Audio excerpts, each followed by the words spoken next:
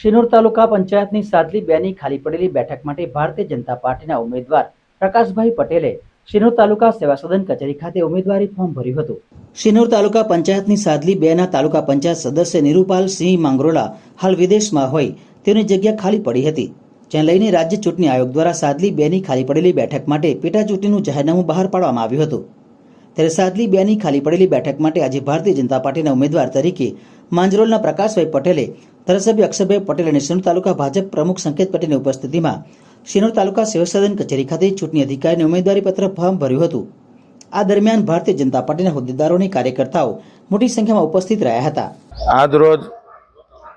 શિનોર તાલુકાની અંદર પેટા ચૂંટણી જે સાદલી 2 જે ખાલી પડેલી જગ્યા હતી એની અંદર ઇલેક્શન કમિશન દ્વારા જે ચૂંટણી ડિક્લેર કરવામાં આવી છે અને એ ચૂંટણીની અંદર ભારતીય જનતા પાર્ટીને ઉમેદવાર તરીકે પ્રકાશભાઈ કનુભાઈ પટેલ એને સર્વાનુમતે ગામજનોએ ભેગા થઈને એમનું નામ જે અમને આપ્યું છે અને અમને વિશ્વાસ પણ છે કે અમે આ સીટ સારા વોટે અમે જીતાડી લાવીશું અને એમનું ફોર્મ આજે અહીંયા રજૂ કરી મામલતદારશ્રીને સુપ્રત કર્યું છે।